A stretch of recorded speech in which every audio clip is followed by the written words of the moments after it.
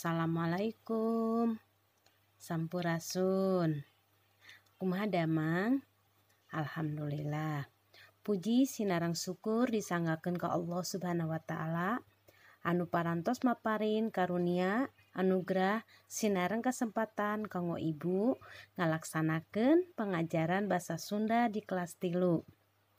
Barudak sateu acan urang belajar basa Sunda, kumaha urang ngadoa heula ka Gusti Allah supados ilmu anu disanggakeun ku ibu barokah sareng manfaat kanggo hidup khususna umumna kanggo sadayana.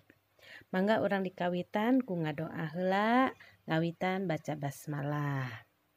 Alhamdulillah atos ngadoa ayeuna urang lajeng kanu materi basa Sunda kelas 3. Barudak ayeuna teh urang teh lajeng ka bab 2. Bab 2 teh anu ngabahas tentang pangalaman anu matak nineng. Hartosna teh pangalaman anu membuat orang teringat terus dan bersejarah. Anu matak nineng teh hartosna nya sekali deui ku ibu. Nyaeta pangalaman anu ku urang diemut teras. Jeung eta teh sangat bersejarah. Misalna nyaeta pangalaman ketika urang ulang tahun, nuju geubis, nuju kenging hadiah. Pangalaman anu mangrupakeun kajadian anu kungsi dialaman ku urang anu geus katukang tinu sababaraha kajadian eta pernah kaalaman. Tangtu aya pangalaman anu hese dipohokeun ku hidup. Contohna tadi ku ibu tos dicontohkeun nya salah sawiosna ketika urang kenging hadiah juara kahiji atanapi urang nuju kenging kamusibahan. Eta salah satu contohna nya. Tinu pangalaman anu ku urang dilakonan teh macam-macam. Salah sawiosna nya aya pangalaman pika keheuleun. Kadua, pangalaman pika eraeun. Katilu, pika sediheun. Kaopat, pika bungaheun. Nu kalima, pika reuaseun. Jadi pangalaman urang teh macam-macam nya.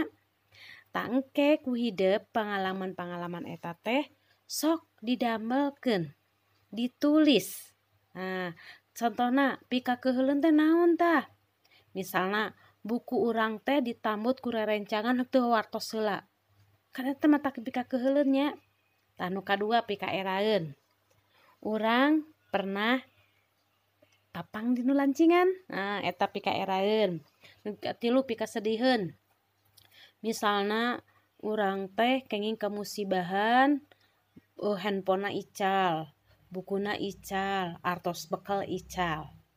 Anu kaopat contoh pangalaman pika bungaheun nyaeta urang teh pernah kenging hadiah atau kenging juara tinu lomba misalkan atanapi kenging ranking di sakola atau kenging pujian ti ibu guru, kenging pujian ti sepuh. Nu kalima nyaeta pangalaman pika reuaseun. Misalna pika reuaseun urang teh nuju sasapedahan teras hampir we katabrak. Kan matak reuas. Eta nya macam-macam pangalaman anu pernah dilakonan ku urang. Mangga ayeuna ku hidup sok didamel carita. Barudak ku ibu atos diterangkeun tentang pangalaman anu 5 tadi. Mangga ayeuna hidup ngadamel karangan atawa carita tentang pangalaman-pangalaman anu ku hidup sesah dipohokeun. Anu 5 tadinya. Mangga upami atos hidup tiasa engke dilaporkeun ka ibu pangalaman naon wae atau didongengkeun. Atau ibu abi mah moal diserat bade ngadamel atau didongengkeun. Mangga teu sawios. Bade diserat mangga, bade dicarioskeun atau didongengkeun mangga. Yang penting hidup tiasa ngadamel atau menceritakan kembali atau ngadongengkeun pangalaman anu ku hidup tos dialaman sesah dipohokeun.